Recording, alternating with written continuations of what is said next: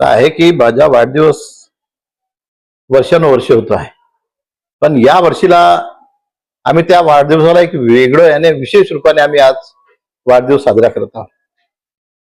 कारण आमच्या या इन्स्टिट्यूशनची प्रोग्रेसिव्ह मागासवर्गीय शिक्षण संस्थेची जी इमारत तयार झालेली आहे, नवी इमारत तयार झाली आहे. या इमारतीमध्ये शरद पवार महाविद्यालय आहे, यार फुले ज्युनियर कॉलेज आहे, नॉर्थ पॉइंट स्कूल आहे आणि एक अजून नवीन उपक्रम चालू केला आत्ताच जस्ट, बिंगो म्हणजे प्ले झोन.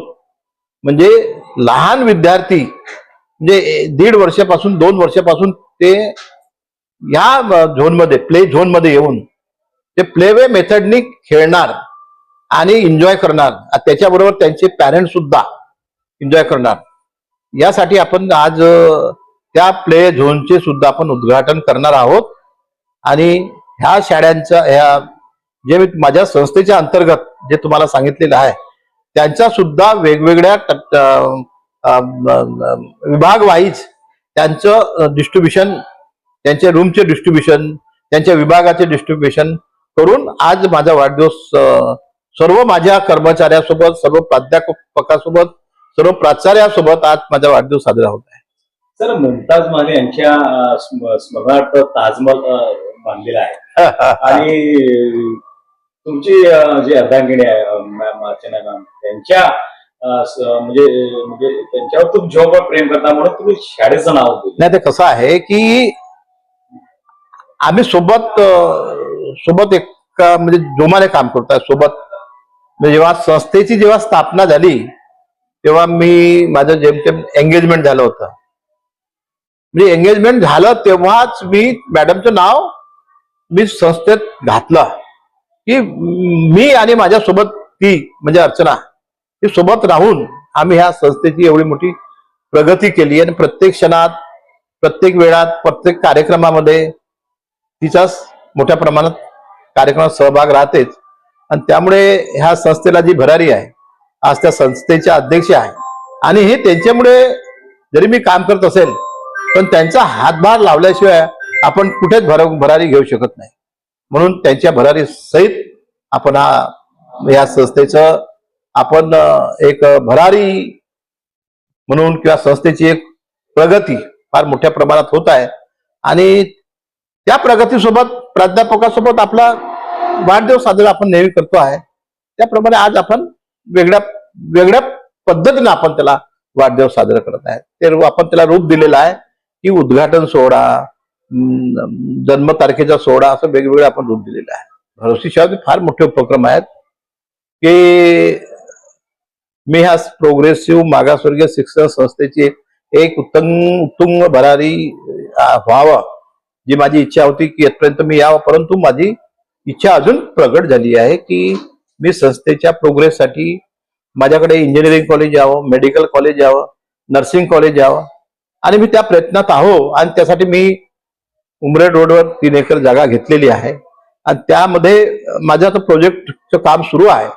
येत्या तुम्ही तर 15-20 वर्ष माझ्यासोबत जोडलेले आहे, तर येत्या 15-20 वर्षानंतर ते माझं ते जे मी विचार केलेला आहे की मला हे करायचं आहे आणि ते पक्क होईल 100% आणि मी ते करेन.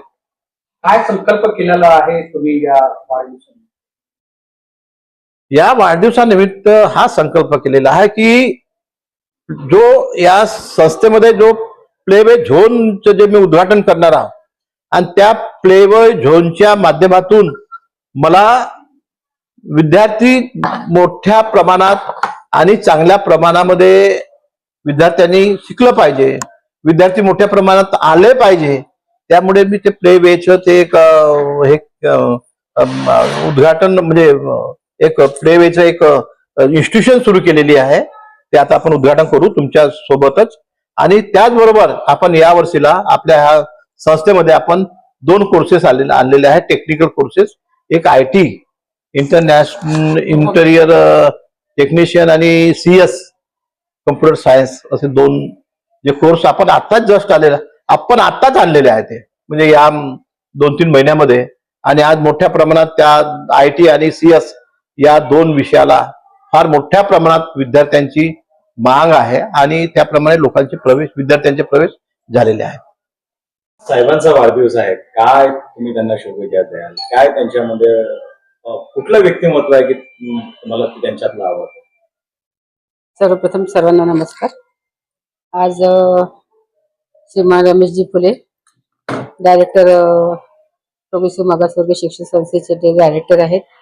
तसेच टायगर सिक्युरिटी फोर्सचे सुद्धा डायरेक्टर आहेत आणि अशाच अनेक संस्थेचे ते डायरेक्टर असून सुद्धा सामाजिक कार्यक्षेत्रात सुद्धा ते अग्रेसर आहेत. मागील 40 वर्षापासून ते सामाजिक कार्य करत आहेत आणि राष्ट्रवादी काँग्रेस अजितदादा पवार ह्या पार्टीतून ते विधानसभा क्षेत्रासाठी आमदारकीसाठी उभे राहिलेले होते 2025च्या काळामध्ये. म्हणून आज त्यांचा जन्मदिवस असल्यामुळे मी माझ्याकडून आणि संस्थेचे अध्यक्षच्या नात्याने मी त्यांना वाढदिवसाच्या अखंड आणि दीर्घायुष्याच्या व सदैव खुश आनंदित राहो असे मी मनापासून आणि अंतकरणापासून मी त्यांना शुभेच्छा देते.